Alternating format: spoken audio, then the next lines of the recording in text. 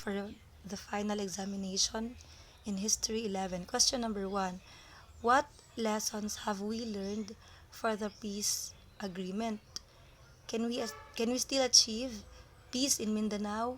Well, the first question, what lessons have we learned in the peace agreements that the Philippine government has? The first agreement was 1996, and then the latest one was 2016 for the Marawi siege.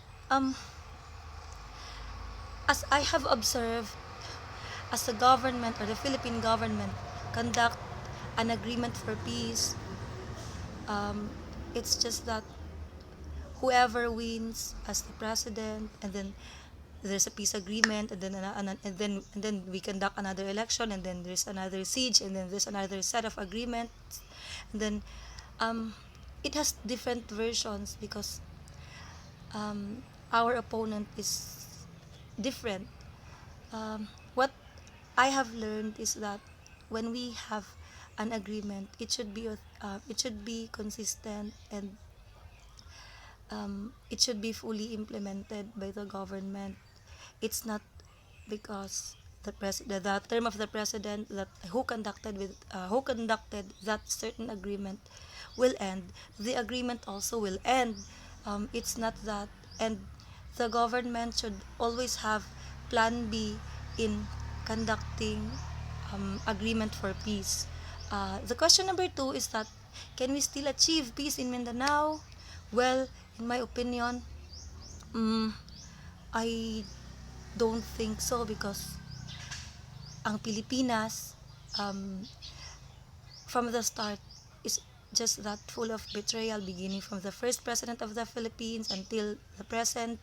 And even ordinary people, they they just have betrayal with one another. mm, I don't think we can still have peace in Mindanao, because we both know that there are regions that the soldiers of the Philippine government can't reach, like ARMM or the Bangsamoro region. Um, we cannot go visit to that if that certain area is still peaceful or not anymore. Um, the point there is that we always have agreement every time that there is a siege. We always have peace agreement, blah blah blah, and etc. And then still it's not implemented. Um, Permanent peace or lasting peace, I don't think so. Maybe temporary peace, yes, we can. But if, kung sa Tagalog pa ma'am, lalamig na, ano na naman, iinit na naman, so meron na naman bagong siege or bagong gera, so ano na naman, gera na naman, so walang peace. So back na naman tayo sa, you know, um, maraming madadamay. It's just that even Russia and Ukraine, there's still there's still war. So both countries are, rich, and still they don't agree with each other. How much more Philippines? How much more Mindanao? Um, the Philippines itself is that full of betrayal. Even if how many times you conduct an agreement, still betrayal occurs. So I don't think we can have a permanent peace in Mindanao. So for question number 2, can the Philippine government continue and strengthen its relationship to the United States?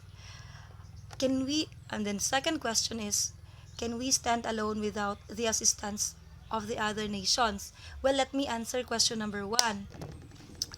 The first question with the question number 2. Um, Continue the relationship between America?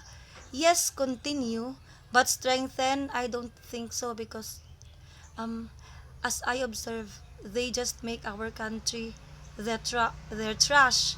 They just throw trash. Let's just imagine when it comes to defense. Um, they they said they donated weaponry, and then it is more than 100, and yet only 19 was functioning. So it's just that they are just making our country their trash. Their trash. They just, I mean, they just throw trash in our country. And when it comes to product promotion, um, I don't feel like they help us promote our product in their country. Not unlike China. China really helped us sell our product in their country. They help us promoting it. Not unlike US. Um, they just they just throw their garbage here. As I said, um, yeah, they donated some things, some stuff, and yet it's not functioning. And I don't think we still have to strengthen our relationship wi- with that certain country. Continue, yes, because there is a saying that let's be friends with one another. So I think that is the only thing we should hold up towards them. And question number two, can we stand alone, or can the Philippine government stand alone without the assistance of the other nations? The answer is no. We cannot stand alone without the assistance of the other nations, especially when it comes to defense. We still need their help for us to survive. And um, because of that, the Philippine government must have a plan on how to improve the defense aspect of it. It's just that uh, maybe we can buy weapon from not from US, maybe from Russia, and which I think former President Duterte did it, and more trainings for our soldiers and um, men in uniform. Um, it's that that's it.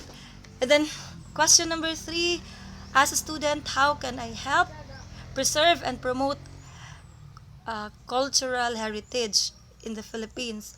As a student, my simple way of preserve helping to preserve the cultural heritage in the Philippines is just that I won't throw my garbage in such area, and if I can have a chance, I will promote it through my social media account or through my friends. If my friends come in an area, I will show them the tourist spots or tourist area in a place where I live.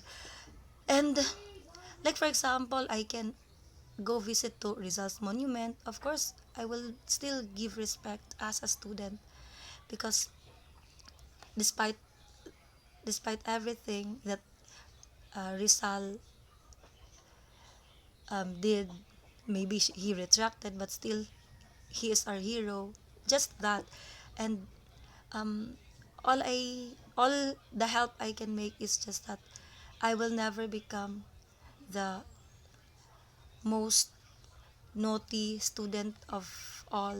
It's just that if there anything I can do to help, then I will help, especially in promoting the cultural heritage of my country. So that's all. Thank you so much, Mom, and Merry Christmas and Happy New Year.